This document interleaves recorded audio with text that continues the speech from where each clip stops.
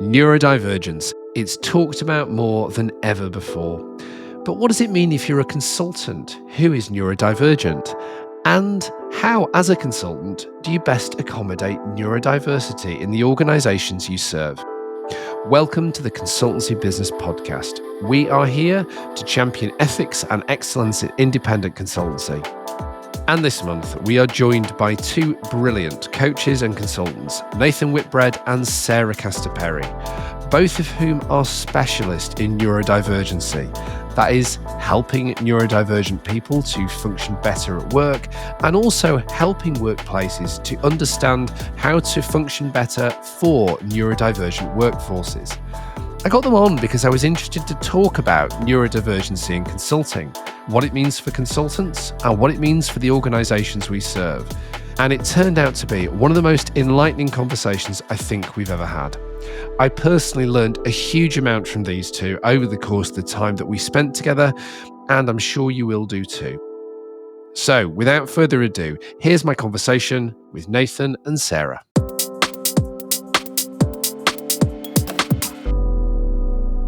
Sarah and Nathan, welcome to the podcast. Thanks for having me. Yeah, it's good to be here, Phil.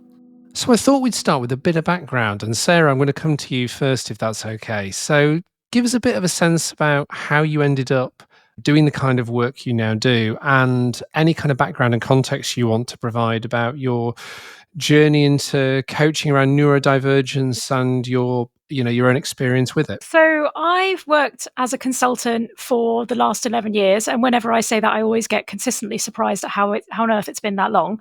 I also trained as a coach a few years ago as well. But it became increasingly obvious over the last kind of year or so after a couple of episodes of burnout.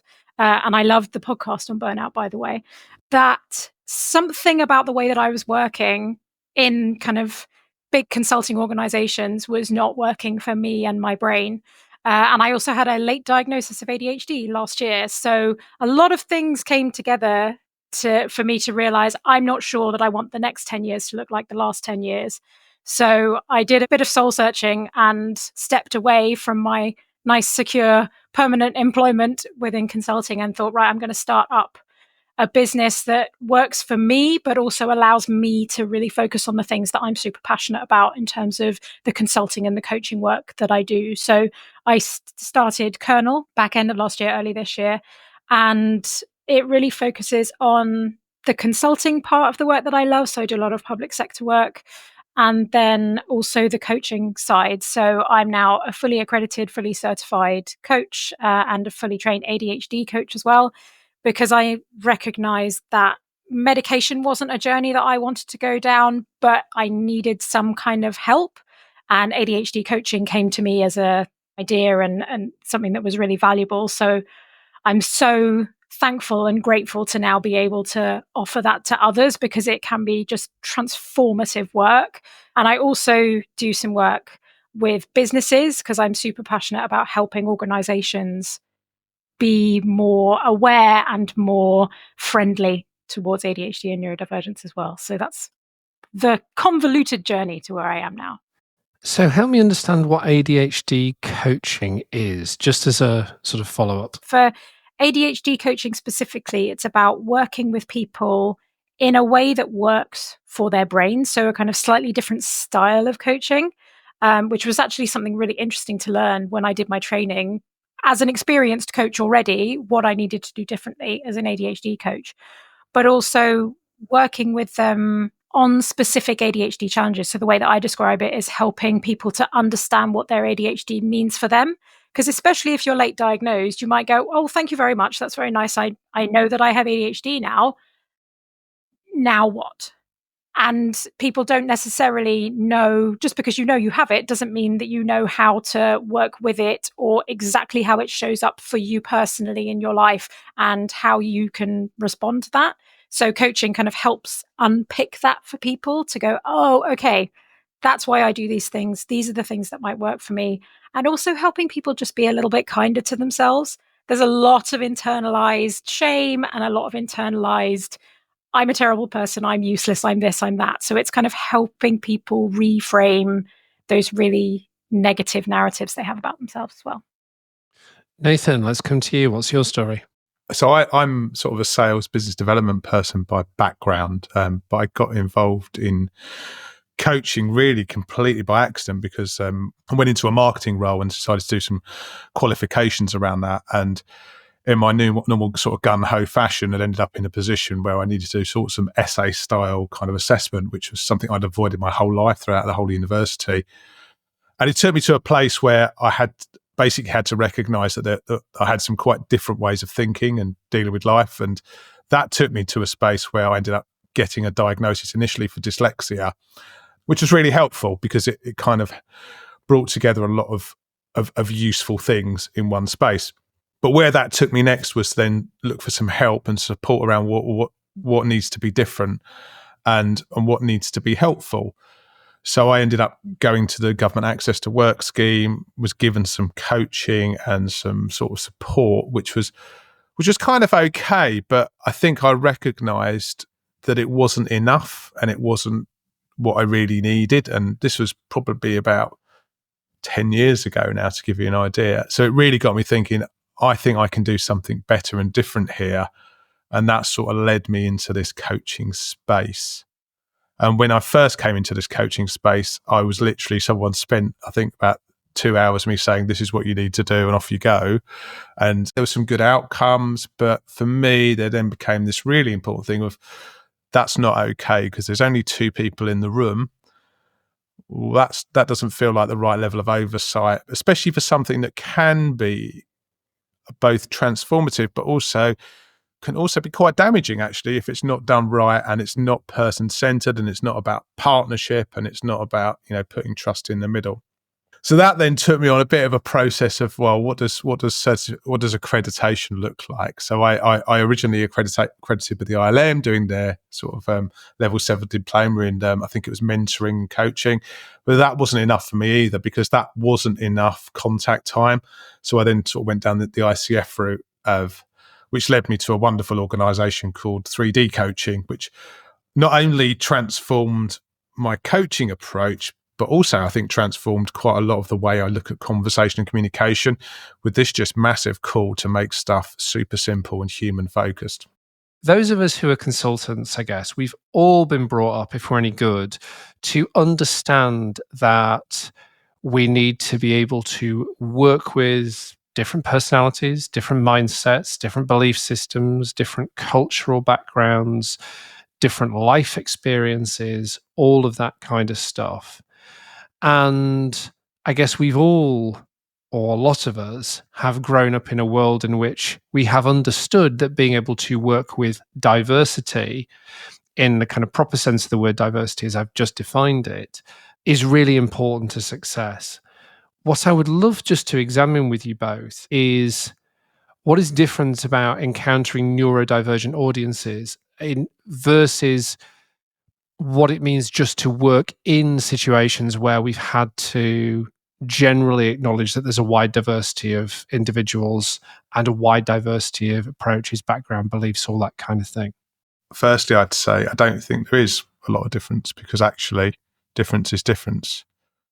I think it's also good to talk about terminology because this space is full of language that different people mean very different things when they use the same language. So to start with the word neurodiversity, actually neurodiversity means all of us because we all think slightly differently, but some of us think slightly more differently, and that's where you get into neurospicy, neurodivergent, neurodistinct.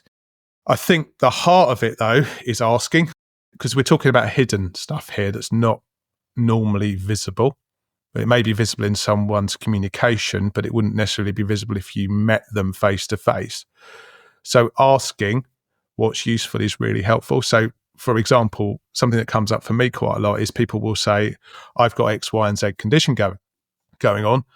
And the thing that has really struck me is the question that should always come back is, that's brilliant.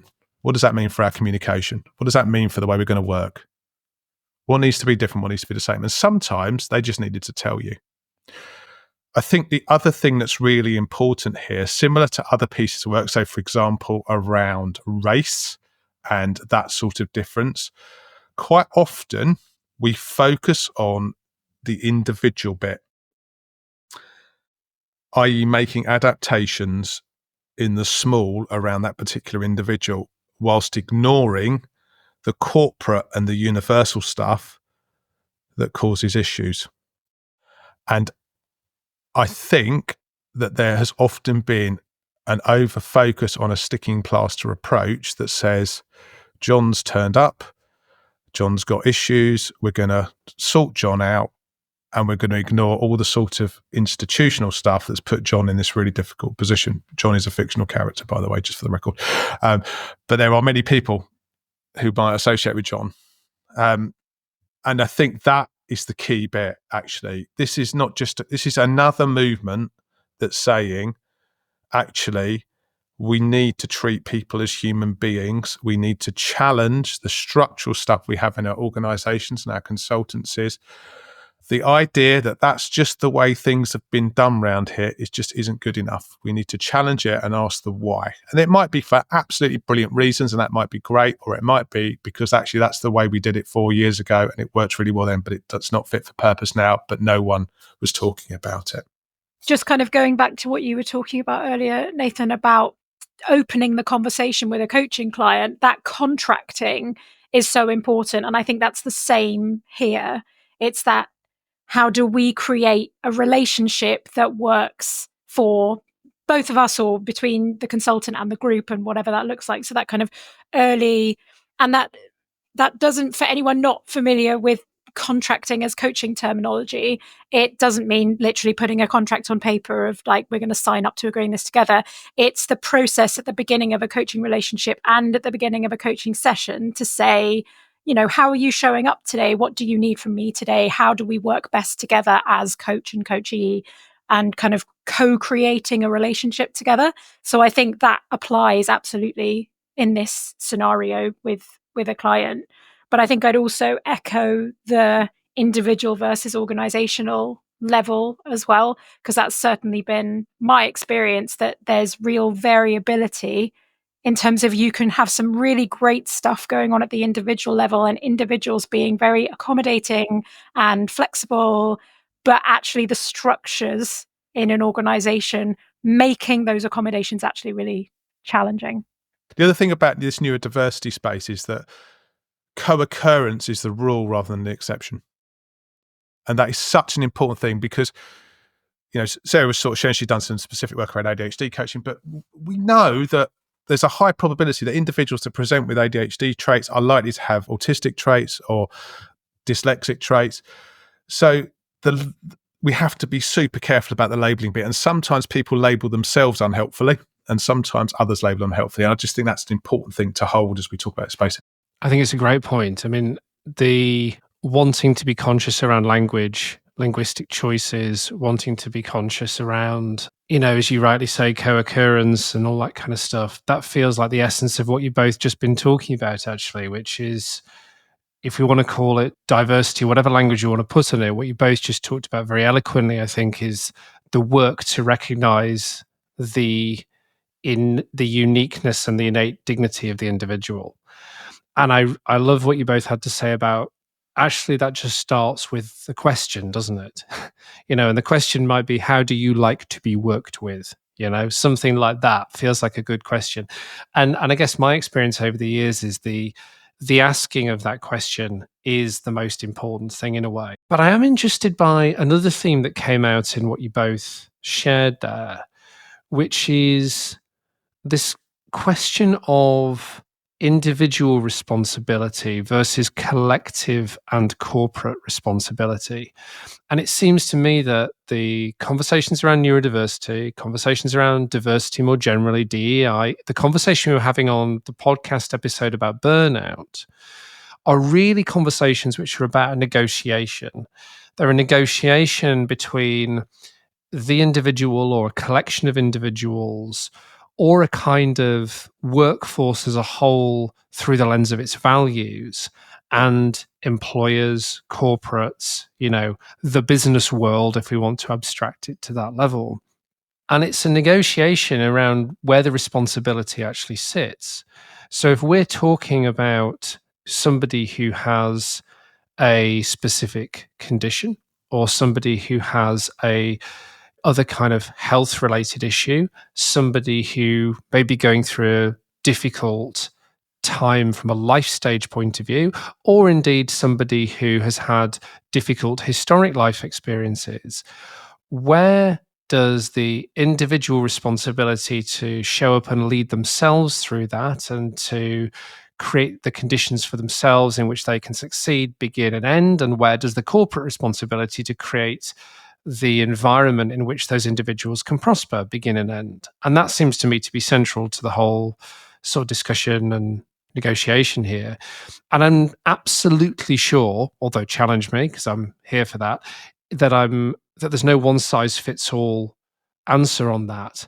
But I'm interested in your reflections as coaches about how you help people to think that through and how you help your neurodiverse clients to think through where they need to lead themselves versus they need to be much better in advocating for requesting from their organizations.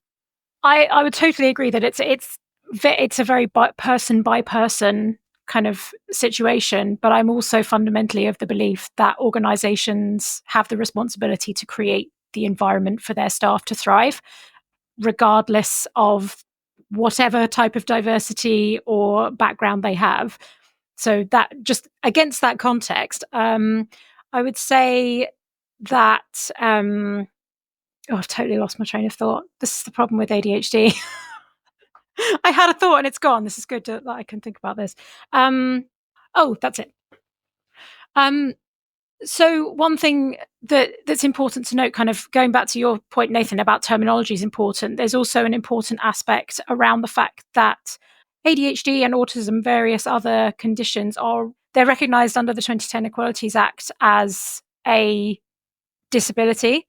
And therefore, employers have a responsibility to provide reasonable adjustments, which is the terminology, so accommodations for those people. So as a coach working with people, and this is why I always try to start with how does ADHD show up for you? Because there's, if you've met one person with ADHD, you've met one person with ADHD, same with autism, same with anything else. So not everybody expresses their neurodivergence in the same way. So step number one, understand what it means for you. Step number two, what does that mean for you in a work environment? So some people will struggle with some things and not others. And therefore, what is appropriate for you to ask for as a reasonable adjustment to your organization. So that might be accommodations like providing noise cancelling headphones. It might be allowing you to have a specific desk. In the world of hot desking post-COVID, they might say, right, okay, this is your desk and you have a special chair that allows you to be more comfortable because that helps to stop you from being distracted, that kind of thing. So helping people understand what their neurodivergence means for them and therefore helping them to self-advocate to their organizations is one thing. I think a lot of organizations are much better at having a process for responding to those kinds of advocacy now in terms of being willing to accommodate those. But I do think there is still a stigma about self-disclosure. I was having a conversation with an HR director a couple of weeks ago of an organization, and she was saying, I think we have had a couple of people disclose and we're trying to make adjustments for them. But I'm pretty sure there's more people out there who are not self-disclosing. So I suppose the challenge is at that individual level, even once you are aware of what you want to ask for, there may still be a corporate environment that persists that makes it really hard for people to speak up and self-advocate. So when that exists, I think there needs to be a conversation with organizations, which is what I try to do with some of the workshops that I do, is that organizations may not be aware of ADHD and neurodivergence and how that might show up for people and therefore what they can do differently. And once they know that, then they're more likely to say, oh, actually, you know what? Our processes around recruitment or performance management or other kinds of processes in the organization really don't support this. We need to do something fundamentally different. That Equality Act is key. And the thing with the Equality Act is that basically to be covered by the Equality Act, you have to have a condition that will affect you or has affected you for a minimum of 12 months. And everything we've talked about here is neurodevelopmental, though stuff can look like it. So PTSD, sometimes menopause, sometimes other bits can present that looks a bit like this. And that's okay, by the way. And we don't need to stick into nice little boxes, but I think the way we approach it should still be exactly the same in terms of that conversational approach. I think this idea of reasonable is really important as well. So the Equality Act talks about 3 components to reasonable. The first bit is that it's got to actually solve the problem. And this is a really interesting issue because there's quite a lot of cookie cutter approaches here, i.e., welcome, Sarah, you've got X, you need Y. Yeah, but that's not true for me. So there needs to be something that's more conversational. And also, we don't often know what's going to solve the problem until we test it. So I think there has to be an element of project. And in terms of saying, well, let's bring something in, let's put it in a space where we can actually review it and see if it works and be brave enough to change it if it doesn't. Because sometimes there's a whole load of guilt and shame attached to you've given me this stuff, it doesn't work. And we get to this space where the solution becomes part of the problem. And it's kind of like that Cartman's drama triangle. We've just turned from rescuer to punisher, and it's just like, what are we doing? Craziness. It's also important that, that the changes that we're asked, these reasonable adjustments actually fit within the organizational context. So one of the things I've noticed quite a lot is you get stuff suggested and put in that means that the individual's supported, but they can't collaborate with their colleagues effectively. And that's a problem, I would argue. So that kind of platform interdependence really matters. It really matters that the stuff could be supported by IT and they're not going, do you know what, we're going to wash our hands of it and you sort out this stuff. Because, if you're a paid consultant, the last thing you want to be is a technology whiz trying to sort out your own assistive tech, because that's not your job. And firstly, that the final bit is the cost of the adjustments also in line with what the organisation can afford. And there's programs support. But generally, I'd say most of the stuff that's reasonable is actually very affordable. And it's often the actual structural changes that make the biggest difference, I would argue as well. I'm so struck listening to you both because, Sarah, where you started, you said, I fundamentally believe that every organisation has a responsibility to create the conditions in which its employees can thrive, right? Yep. And then where the conversation immediately went, and rightly, right, in not to criticise in any sense, where the conversation immediately went was Equalities Act, reasonable accommodations, and we're in a conversation about what's the bare minimum that employers need to do, right? And yet, the spirit of the inquiry is actually way above and beyond what's the bare minimum that employers need to do. My area of professional interest, I guess, is ultimately exactly what you guys have said, which is how do we create work environments in which everybody feels able to perform at their natural best, whatever natural best means. And so that question about responsibility, it seems to me, isn't just about where does responsibility sit in the context of me as an individual, how I advocate for myself, and what the employer needs to do for me just at the level of the bare minimum. There's a much higher standard, is there not, that we need to be aiming for here, which is how do we actually create the conditions in which so our neurodiverse colleagues in the context of this conversation can succeed and really add all that they are capable of adding. And I'm just really struck by that kind of tension, I guess, in the response and your reflections you've got around that. I think it's really interesting that I was listening to the burnout episode, and the guests talking about how well-being can be a sort of sticking plaster, a sort of additive thought for organizations where actually the underlying culture and everything else is actually creating environments where people are not going to be doing well. And I think the danger with reasonable adjustments is that they could be seen as something similar in the sense that, oh, I'm ticking this box against, providing yoga sessions, or, I'm ticking the box of providing noise cancelling headphones, but it doesn't address the underlying culture of the organization, which is, okay, there's an always on culture. There is, the way that previous organization that I worked in, actually did some great stuff. So they had a specified neurodivergence diagnostic pathway through their private medical insurance, which was how I was able to get diagnosed, which is incredible. And they did have a great HR process about technology and noise cancelling headphones and things like that. But the prevailing, oh, you always need to be available and messages will pop up constantly and you need to be responding to things immediately, here, there, and everywhere.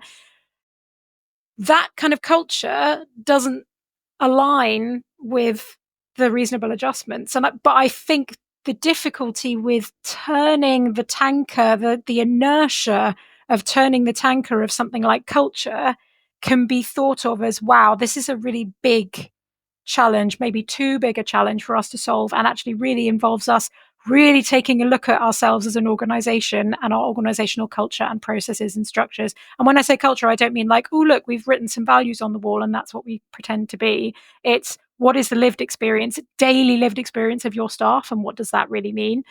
I think that can feel like too big a challenge for a lot of organizations. So they kind of do the nice little sticking plaster things. And that's not to say that those things aren't helpful, because if you didn't have them, it would be way worse. But I think, yeah, the word tension that you use there, Phil, I think is accurate, because it's a difficult one for organizations. And I think the other thing that I was just thinking when Nathan was talking earlier was, when we talk about those reasonable adjustments, I think what we're talking about are quite sort of tactical things to put in place rather than day-to-day ways of working adjustments. And I think that can be a real challenge for any organization, but particularly consultancies, where you may expect your staff to be equally good across data analysis, working with clients, working across all of the different facets of what it means to be a good consultant. But some people may be better at one of those things than others because of a neurodivergent condition, and may excel and far exceed the capability of other people in one area, but they're still expected to work across everything. And can you reasonably expect a consultancy to provide that adjustment for those people? Maybe not. So it comes back to that word of what's reasonable. But there's also this element of psychological safety around it as well. Do people actually really feel included and able to be recognised and seen for who they are, not just another special person that makes your EDI stats look nice? And are you included in terms of the way you learn, so learner safety? And are you included in terms of the way you contribute to the organisation? And actually, are you safe enough to then challenge what needs to be different? The other thing that you've mentioned here a couple of times, Phil, which I think is really important to pull out, is this idea of self-advocacy. Living with this stuff is often really challenging.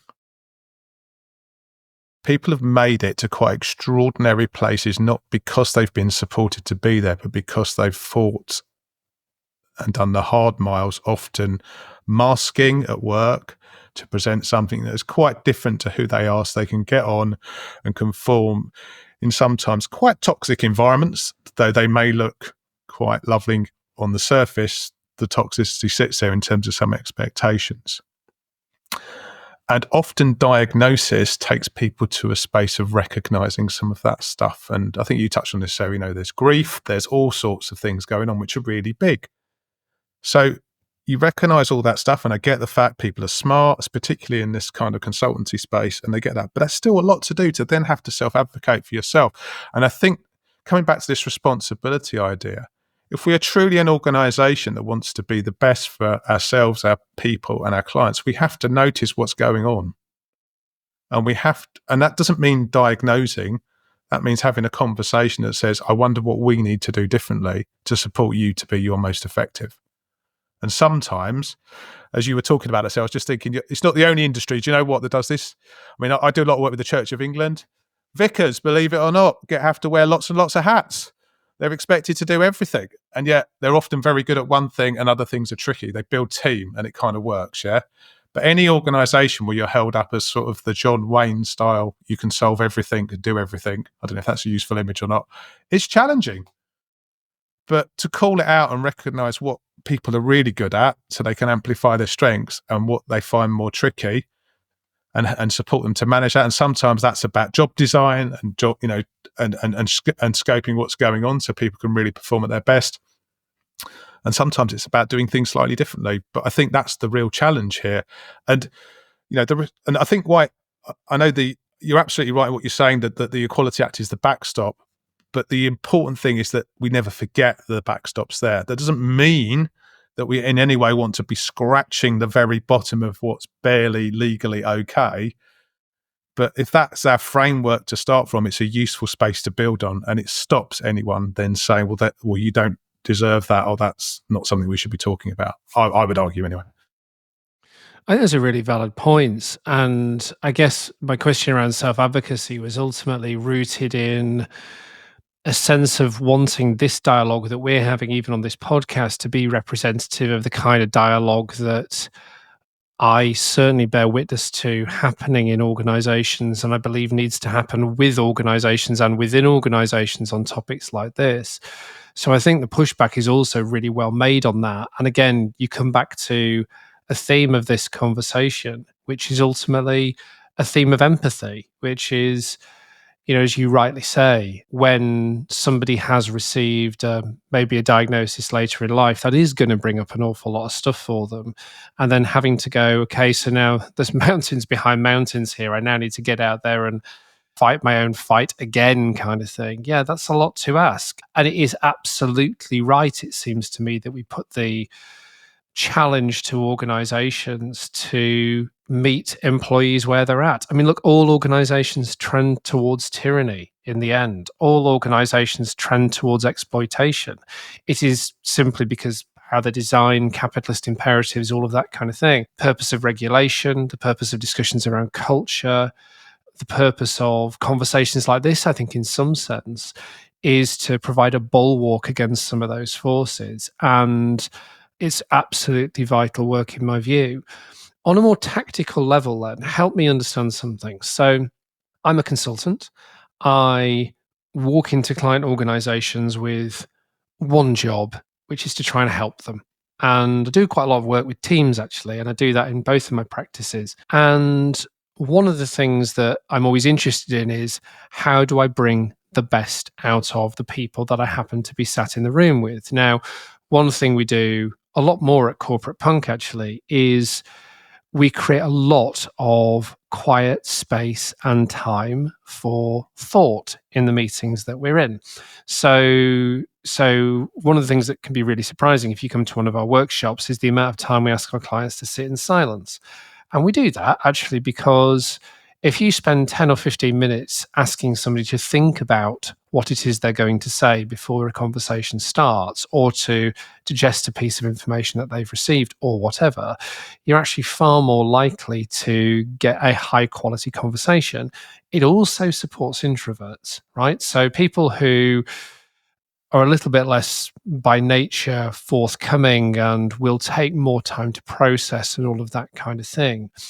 I'm not after sort of, really simple sort of 101 style tactics here necessarily. But what I do find my interest peaked around is this, which is, if I'm walking into a group full of people, you guys have both mentioned that there can be real challenges around self-disclosure, which I have a huge amount of empathy for in other contexts.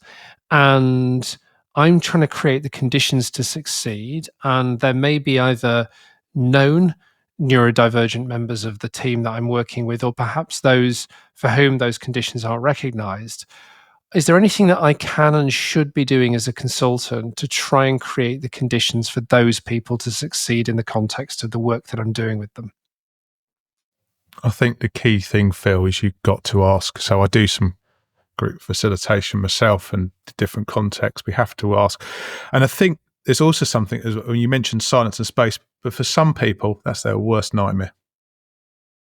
So for some people who've got ADHD traits, for example, sitting still is just like the worst nightmare in the world. I mean, I'm standing up at the moment, so I don't walk out of the room because I like to wander around. And I can see Sarah's got her wonderful. Is that okay to mention, Sarah? Sorry, just smile. So Sarah is utilising a beautiful squidgy thing.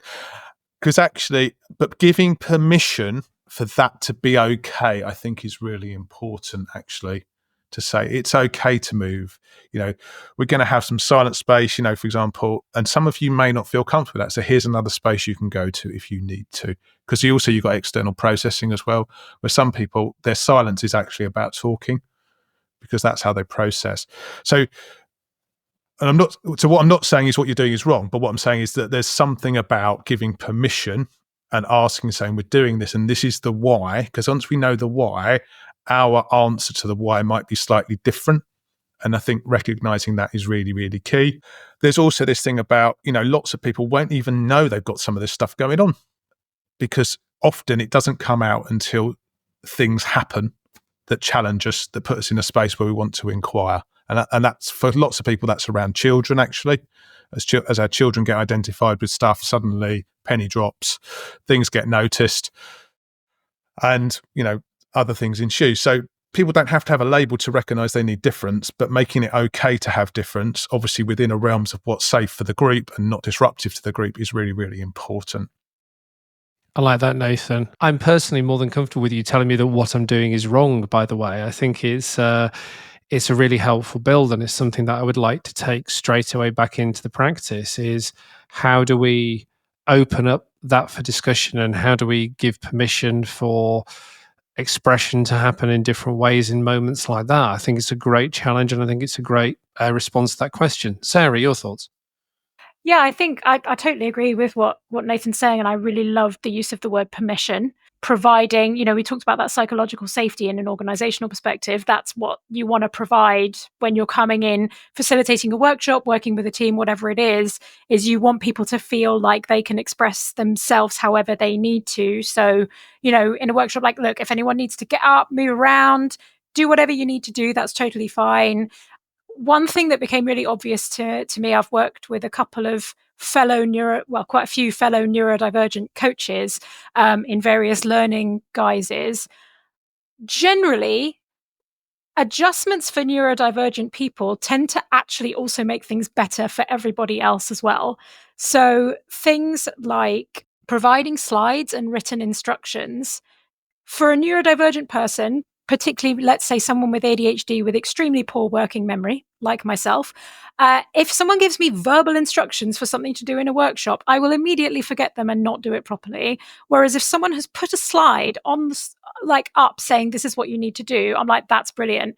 Anybody else in that room who isn't necessarily neurodivergent might also find that super useful. And I used to think about it in the terms of extroversion and introversion. Of the people that do really well in a workshop are the extroverts, the ones who want to give their thoughts, they want to talk, they want to be, out in the world. The introverts who have just as much skin in the game, to use a horrible buzzword phrase, just as much interest, just as much to say, just as much right to contribute. They may not feel as comfortable contributing in the same way as an extrovert would. So often, rather than saying, oh, can you just blurt out your answers in a workshop, I'll say, right, take a couple of seconds and everybody write down some thoughts on Post-it notes. And then, because it gives the introverts space to do that thinking themselves. So kind of what you were saying, Phil, and then allows people to share those. I think that also works really well for people who may feel less comfortable speaking out in a group. So there are neurodivergent people who that feels really overwhelming. So that kind of exercise can work. I also find something I really recommend is breakout groups. So if you're in a workshop with 20 people, some people, like myself, are very extroverted, loves to talk. I'll just put my hand up and I'll start talking. Whereas other people may not feel comfortable expressing themselves as part of a wider group. Whereas if you break into smaller groups, like 2s or 3s, to share your thoughts as a 2 or a 3, they can then get their voice in that conversation in a safer way. And then maybe someone else from that 3 feels more comfortable sharing that in a plenary with the rest of the group. So it's little adjustments like that, introversion, neurodivergence, whatever it is, people are all different and some people feel more or less comfortable in those situations. So I think it's about recognizing that there are differences of thought and trying to just accommodate those generally. And those often work just really well for everybody. So if I'm an independent consultant and I may have had a diagnosis of neurodivergence fairly recently or in the past, and I'm still working out what that means in terms of my own practice and how I best build my practice and how I best show up for my clients and all the other stuff that goes along with running an independent consultancy. I'd love just to hear any reflections you've got on like the value of coaching in that specific context, because I've met many independent consultants over the years, and some of them I know have, struggled post diagnosis or have been, in some sense, maybe undiagnosed, but have been concerned in some sense about how they are showing up in their practices. And one of the things I take great heart in actually from talking to both of you is the fact that there is really good quality professional support out there. So I'd just love to hear any reflections you've got about the kind of journeys that particularly those of us who are working as consultants can actually go on when supported by coaching in this space. Coaching's part of it, but I mean, the other part that can be really useful is something that's called a workplace needs assessment, which you can get through Access to Work or you can get privately. That's the sort of thing that I sometimes do if that's useful to mention. And that's about actually looking at the whole picture and saying, well, actually, what's going on here? What are the challenges? What are the strengths? And what may be useful with some of these reasonable adjustments? And these reasonable adjustments, by the way, coaching is part of that and it fits. I would always argue with coaching, it's so important we deal with what's present and real. And I would always encourage anyone that's looking at this space to be wary of programmatical approaches, to be conscious, because actually just because you've got these traits doesn't mean the thing you need to work on. It's a lens to look through, not a label to be worn, is where I'm coming from. You may be dealing with a crazy accountant and an awkward client. The fact you've got ADHD traits or autistic traits is the lens you're looking through as you work it out. So someone that's kind of got an appreciation of how that works is useful, but ultimately the thing is unique because it's you and it's your specialness along with this interesting bit. So having someone that's comfortable enough to hold the space for you to work it out is the key bit.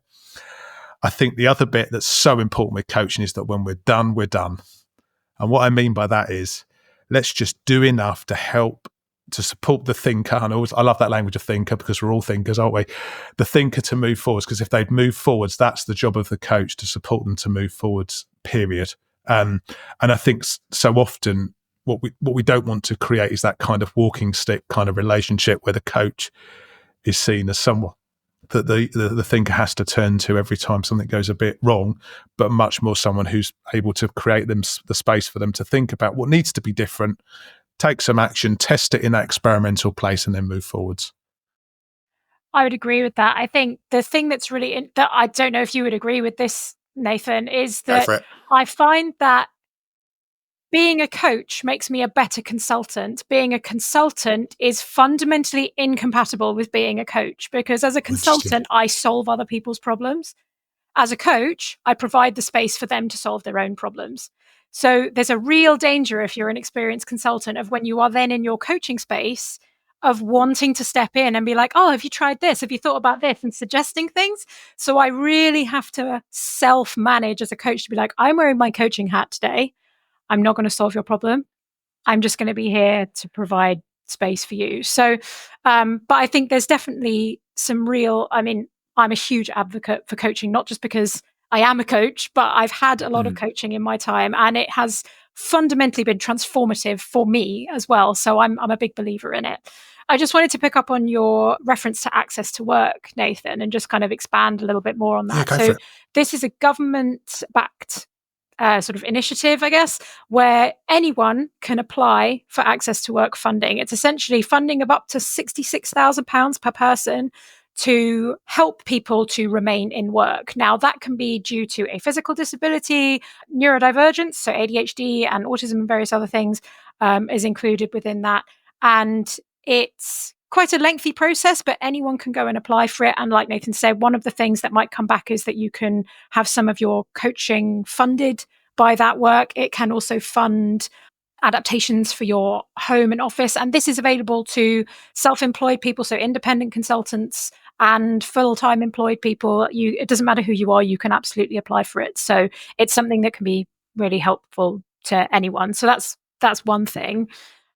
But I think for me, the value of coaching, particularly when you're thinking about someone who is a neurodivergent independent consultant, let's use that as quite a specific example, and independent consultants generally, is there's a real feast or famine to independent consultancy. Sometimes you are incredibly busy, sometimes you're not busy at all. And particularly as a neurodivergent person, that can be quite challenging. So for ADHD, we often talk about INCUP, the interest-based nervous system, where we are motivated in different ways to neurotypical people. So you've got interest, novelty, challenge, urgency, and passion. So INCUP, the things that we're motivated by. And it can be really tricky to self-motivate when you've got nothing going on. So when you're kind of fallow periods between projects, it can be really hard to motivate yourself. And coaching to help you understand how you respond to those situations can be really, really helpful. One of the main things that people don't often talk about with particularly ADHD, but other neurodivergence, is emotional regulation. People often talk about, the hyperactivity, the working memory, the kind of inattention, those sorts of things. But actually, emotional dysregulation is one of the main challenges. And actually, certainly when I completed my psychoeducation calls after my diagnosis, every single person on that call said, oh yeah, the emotional dysregulation is one of the hardest things to deal with. So if you imagine that dysregulation where it's essentially you feel everything so much more intensely, and high highs, crashing lows. You have a thing called rejection sensitive dysphoria, which is painful response to perceived rejection, not necessarily real rejection, but you read into things and perceive rejection, and then you have like an incredible visceral reaction to it. So imagine you are an independent consultant, you've put out a few proposals to people and people aren't responding to you, you're in a fallow period. That emotional dysregulation might overwhelm you and make you think, right, I'm useless, no one wants to work with me, I'll never work again. And then it all just comes crashing down. So I think coaching to help people become more aware of how that shows up for them, and then helping them to say, okay, what are the things that I can do to help me get out of that, is really valuable. Access to Work also provides something called a personal assistant or support worker. So I've got one, and they help me manage stuff to give balance, which is really useful because, again, it's about recognising what you're great at and what are the things you find tricky. The other bit I was just going to add in, sometimes I think in a coaching conversation, it is perfectly okay to change hats with permission. I would agree. Yes, I would agree with that. Just to close us out, in one sentence, both of you, as people who are working to help organizations better, what is the one thing that we should be supporting organizations as consultants to do in order to empower their neurodivergent team members? Have more effective conversations. Really look at the lived experience environment they are creating in terms of culture and psychological safety. Nathan, Sarah, thank you for coming on the podcast. Thanks, Phil. A huge thanks to Nathan and Sarah for what I hope you'll agree was a really interesting and enlightening conversation. Both of them are excellent coaches and consultants. I've heard firsthand from people that they've worked with just how valuable their insights and their support can be. We will leave links to their websites in the show notes if you'd like to learn more about their work. If you're interested in what it means to consult with the highest standards of ethics and the highest standards of excellence and build a practice that can stand the test of time, then you might be interested in the course we've recently launched with our partners at TBD Plus. It's called Advance, and the basic idea is it's all the street fighting skills that you need in order to be able to practice consulting at the highest level, and to do so for years and years and years with a practice that will continue to thrive no matter what the world has to throw at it. We will put links in the show notes, but if you're interested, you can head on over to TBD Plus, take a look at Advance and sign up there. In the meantime, as always, the Consultancy Business will be back on the first Monday of every month. If you find value in these episodes, as always, we would greatly appreciate you liking and subscribing and even leaving a review for us on Apple Podcasts. Every single one of those helps. please feel free also to share this episode or any of the other episodes in the back catalogue with any independent consultant that you think would find value in them. That's all for now. See you soon.